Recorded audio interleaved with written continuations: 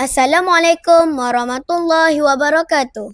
Selamat datang ke Ilmu KAS SKPIDA 3. Anda kenal saya Afiq Zikri bin Abdul Rashid dari kelas 5 Al-Farabi, hos anda pada hari ini. Pada hari ini, kita akan membincangkan tajuk Inspirasi Pendidikan Perkongsian Guru Besar untuk Generasi Cemerlang. Bersama saya, yang berusaha Encik Nurul Ihsan bin Hasbullah, Guru Besar Sekolah Kebangsaan Pulau Capa, dan yang berusaha Cikgu Zamri bin Abdul Majid, Guru Besar Sekolah Kebangsaan PIDA 3. Terlebih dahulu, saya menjemput yang berusaha Cikgu Zamri bin Abdul Majid, Guru Besar SK PIDA 3 untuk menyampaikan sedikit ucapan aluan. Assalamualaikum warahmatullahi wabarakatuh. Salam pendidikan bermutu, insan terdidik, negara sejahtera. Terima kasih kepada adik pengacara majlis ataupun moderator, adik Afiq Zikri daripada 5 Al-Farabi. Tahniah kepada kru ataupun tim TV PSS Sekolah Kebangsaan PIDA 3 yang berusaha Encik Nurul Ihsan bin Hasbullah, Guru Besar Sekolah Kebangsaan Pulau Capa yang sudi hadir untuk rancangan podcast ataupun ilmu khas kita pada hari ini di Sekolah Kebangsaan PIDA 3. Jadi ucapkan jutaan terima kasih kepada yang berusaha Encik Nurul Ihsan bin Hasbullah kerana sudi hadir untuk rancangan podcast kita pada hari ini. Dalam usaha kita untuk melahirkan murid-murid yang mempunyai 5 ciri, iaitu beradab, berilmu, berdaya tahan, berkemahiran dan juga berkeyakinan.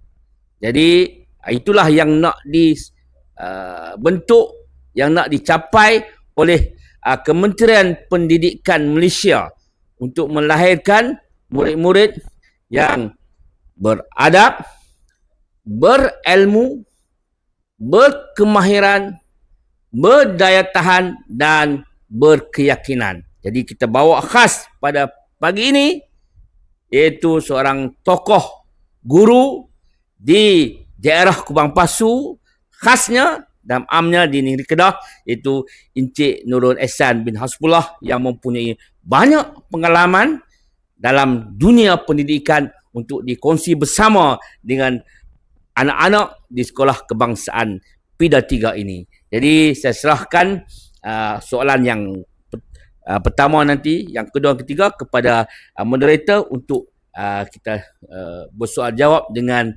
tetamu khas kita untuk membina jati diri anak-anak di Sekolah Kebangsaan PIDA 3 ini. Ya, sekian. Terima kasih. Terima kasih diucapkan kepada cikgu atas ucapan tersebut. Seterusnya, kita beralih ke sesi temu bual bersama tetamu jemputan kita, Encik Nurul Ihsan bin Hasbullah, iaitu Guru Besar Sekolah Kebangsaan Pulau Capa. Soalan pertama, bolehkah Tuan berkongsi pengalaman Tuan sepanjang berada dalam dunia pendidikan, khususnya pengalaman yang paling memberi kesan dalam kerjaya Tuan? Assalamualaikum warahmatullahi ta'ala wabarakatuh. Salam sejahtera, salam Malaysia Madani, salam pendidikan bermutu, negara sejahtera, dan saya ucapkan terima kasih kepada khususnya sahabat saya Cikgu Zamri, Guru Besar Sekolah Kebangsaan PIDA 3, adik moderator kita Hafiz Zikri, begitu lancar dan petah berkata-kata. Terima kasih soalan ini. Kebiasaanlah khususnya kepada guru ataupun seperti guru besar, pengalaman seorang guru besar, pengalaman seorang pendidik ini, dia bermula daripada guru biasa. Zamino, kita dulu. Saya sebenarnya 1 hari bulan 12 1994 dipostingkan sebagai seorang guru di daerah Shah Alam. Saya merupakan pelajar daripada Institut Perguruan Darul Aman. Tak jauh lah. Jadi kalau nak cerita kisah dan sejarah tu panjang dah. Hampir 33 tahun berada dalam dunia pendidikan. Secara ringkas, jadi saya berkhidmat di Shah Alam ni sebagai seorang guru biasa selama 6 tahun. Saya kembali ke negeri Jelapang Padi, negeri Kedah ini. Negeri saya dilahirkan pada tahun 1998, yang mana saya berada di Sekolah Kebangsaan Konvent Al-Ustaz. Setelah itu, saya dipindahkan ke Sekolah Kebangsaan Bukit Hijau dan dilantik sebagai guru penolong kanan co-curriculum. Tak lama Cikgu Zamri. Saya lebih kurang dalam 8 tahun sebagai guru biasa. Selain daripada itu, saya dah mula memegang jawatan pentadbiran sekolah. Secara ringkas sebagai guru co-curriculum di Sekolah Kebangsaan Bukit Hijau selama 2 tahun. Tahun yang akhirnya saya dilantik sebagai guru penolong kanan pentadbiran. Itu satu pengalaman lah mengurus sekolah. Yang mana pada ketika itu saya dapat mengurus dan memangku 3 orang guru besar yang silih berganti pencin di Sekolah Kebangsaan Bukit Hijau. Seterusnya saya diposting ke Sekolah Kebangsaan Bukit Pinang sebagai PKM. Sempat juga PKM. Ya. Tadi PK1. Sebelum tu Koko naik PK1 HEM. Ini ada Bukit Pinang HEM, dan tak lama, lebih kurang dalam 3-4 bulan, saya telah dipindahkan ke Sekolah Kebangsaan Padang Perahu. Jadi secara ringkas dulu setakat tu. Sebelum saya cerita sikit lagi gambaran, saya akan bergerak ke PPD dan juga jabatan. Terima kasih Tuan atas perkongsian yang sangat menarik itu. Soalan kedua, apakah tips atau amalan yang boleh diamalkan oleh murid untuk menjadi seorang murid yang cemerlang sama ada dari segi akademik maupun sasiah diri? Baik, terima kasih. Soalan kedua ni, cikgu akan cerita sikit lagi pengalaman cikgu. Sebab nak kaitkan dengan tip tu. Jadi, apabila cikgu berkhidmat sebagai penolong kanan di beberapa sekolah dan cikgu diposting, cikgu minta kembali ke daerah Kubang Pasu dan diluluskan sebagai guru biasa di Sekolah Kebangsaan Padang Perahu. 2 tahun di situ, dilamar oleh PPD dan berada di Pejabat Pendidikan Daerah Kubang Pasu, memegang pegawai khas pendidikan pencegahan dadah dan kaunseling. Di situlah pengalaman sebagai seorang penceramah bermula. Kita ada lawatan, lawat sekolah, bagi ceramah untuk murid-murid dan sebagainya, sekolah rendah dan menengah. Jadi soalan yang dikemukakan oleh moderator Adik Haziq tadi, apakah tip ataupun amalan yang patut diamalkan oleh seorang murid untuk menjadi seorang murid yang cemerlang? Perkara yang pertama, Mak Haziq, pertama sekali kita kena ada keyakinan diri. Keyakinan diri yang tinggi, dan seterusnya kita kena ada sifat yang positif. Nak buat sesuatu, kena positif dulu di depan. Jangan letak negatif. Maksud cikgu ialah apabila kita nak melaksanakan sesuatu program yang diberi ataupun diamanahkan oleh guru, kita jangan kata tak boleh. Kita kena kata, insyaAllah cikgu, saya akan cuba. Itu tip dia. Makanya kita letakkan positif di hadapan. Dan yang ketiga, kita perlu ada wawasan yang jauh ke hadapan. Maknanya kalau kita nak jadikan kita sebagai seorang guru ataupun seorang pensyarah, kita kena letakkan nilai diri kita, penghargaan itu tinggi untuk kita untuk capai apa yang kita hasratkan. Maksudnya cita-cita kena tinggi.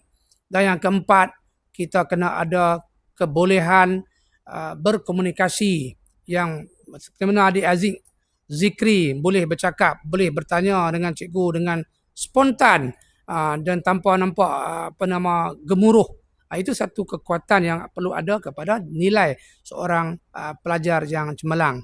Okey, dan seterusnya dalam untuk mencapai nilai ataupun murid yang cemerlang ini dari segi semualah bidang sosial dan akademik. Jangan lupa bahawa kita perlu menghormati, mentaati ibu dan ayah.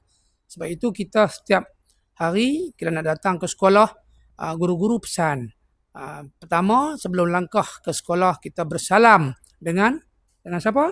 Dengan mak dan ayah kita. Aziz, mak dan ayah, dan mohon restu. Kalau kita nak menghadapi peperiksaan, kita minta supaya keluarga kita, mak dan ayah kita doakan kita dan kita mohon restu. Okey, seterusnya kita menghormati guru kita. Sebab guru adalah orang yang bertanggungjawab membentuk pribadi kita secara rasmi di sekolah. Pendidikan ini berlaku secara formal di sekolah. Maka peranan guru. Jadi kita perlu dan harus menghormati guru kita. Dan yang akhir sekali, sebagai orang Islam, Muslim, kita hendaklah mentaati dan patuh segala perintah yang disyariatkan oleh Allah dan juga Rasul kita. Terima kasih Tuan atas perkongsian yang sangat bermanfaat itu. Sebagai penutup, apakah pesanan Tuan kepada guru-guru muda yang baru memulakan kerjaya dalam bidang pendidikan? Seperti mana yang Tuan Guru Besar sebutkan tadi, di sekolah ini kita lahirkan insan yang dalam proses pembentukan karakter, Cikgu Zamri. Dan kita menekankan perkara yang utama ialah adab. Dan seterusnya yang kedua ialah barulah ilmu. Dalam menjadikan insan yang hebat dan berjaya, khususnya para guru-guru muda yang akan menjadi pelapis, pendidik, dan mereka di bawah bahu tanggungjawab mereka adalah membina satu generasi baru. Maka kalaulah generasi ini tidak dibentuk dengan baik, maka satu generasi ketika itu akan rosak binasa. Seterusnya yang kedua, cikgu ingin berpesan kepada guru-guru baru. Pertama ialah mesti mempunyai kecintaan kepada ilmu yang tinggi.